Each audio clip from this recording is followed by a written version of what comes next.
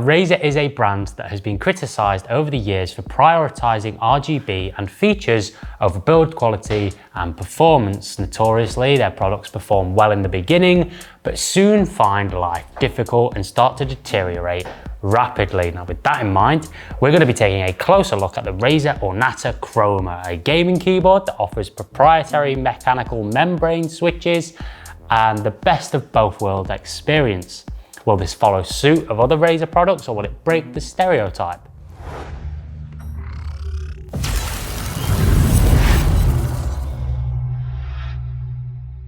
So let's take a look at the design now right out of the box. The first thing you notice about the Ornata Chroma is how it loses almost all of the Razer branding. Now you genuinely have to be Dora the Explorer to find the Razer branding on this. The only sign of Razer's branding is found on the very bottom edge of the keyboard underneath the spacebar, but even that is pretty difficult to spot. The keyboard is made primarily from plastic, which after some robustness tests, twisting and bending with some force, we concluded that a decent quality item had been made. On that plastic that surrounds the keycaps, it's been finished with a subtle rough matte texture, which feels really nice for the most part. Doesn't offer a great deal of grip or comfort, but I suppose that's what the Ornata's biggest pro provides, the wrist rest. But more on that later. Razer has equipped the Ornata with half-height keycaps, giving the board a much lower profile, and I actually really like the way the low profile keycaps make the board look. And contrary to a few people's beliefs, they do actually have a functional purpose as well. It comes with a robust braided cable that feels like it could stand the test of time, providing little to no abrasion on your mat, which is definitely a benefit. Underneath, users will be able to cable manage the Ornata in 3 different directions thanks to cable routing cutouts. Overall, I feel the Ornata's design leaves a little to be desired, considering the design is usually one of the big selling points of Razer products, and I would like to see a little bit more from Ornata in this department.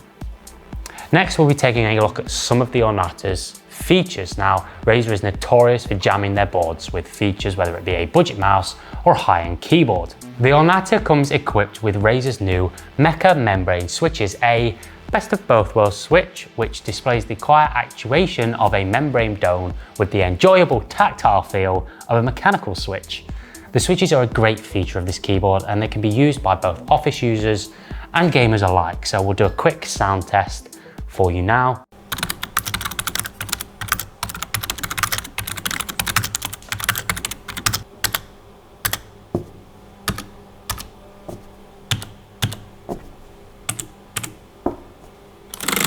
Next up, we have the RGB lighting, and as we all know, Razer is famous for their RGB in their peripherals, and they use it to the maximum potential. Now, straight out of the box, the Ornata showcased nice, vibrant RGB settings, and you can change that and customize it in Razer Synapse. Razer also installed a number of presets to make life a little bit easier. Now, they range from color cycles to the ripple effect and pretty much everything in between. Anti-ghosting and key rollover is nothing new in the keyboard industry. However, it's still a very effective feature to have in a gaming keyboard. For those that are unaware of what that feature is, ghosting occurs when several keys are pressed simultaneously, leading to one or more not being registered by the keyboard. The Ornata falls in the middle of the spectrum, offering 10 key rollover, more than enough for almost every typing and gaming scenario. Next up, we have the wrist rest. Now, we've had the pleasure of testing many keyboards that offer this feature. That being said, this has got to be the best one at the price point there is. The rest itself feels extremely soft.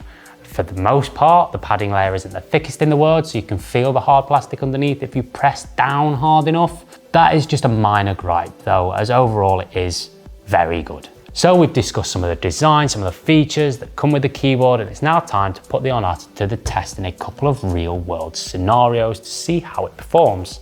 I started off by playing CSGO, and this fast-paced shooter requires the highest levels of response and actuation, making it the perfect testing facility for a keyboard. First thing I noticed was the switches, and to my surprise, they actually felt pretty good in game. I'd go as far to say it was 60% mechanical to 40% membrane in terms of feel, which is a nice balance between the two. They felt responsive and accurate, which is what you want. The only issue I did find when using the switches was that some of them felt a little too slow to bounce back after being pressed. We played a couple of MMO titles after this, and the keyboard seemed to stand up to the test pretty well. Having the option of rematching each and every key certainly came into its own in these titles. Now, gaming aside, I really just enjoyed typing on this keyboard, if truth be told. It felt really nice. I think a lot of that can be contributed to the half-height keycaps. The switches were definitely a plus in the department, offering a quiet gaming experience for the most part. And with that, we come to the end of this comprehensive review for the Razer Ornata Chroma. Being honest, I didn't think I'd enjoy this keyboard as much as I did. I was a little bit skeptical of the mecha-membrane, not to mention the infamous build quality you usually find with Razer peripherals.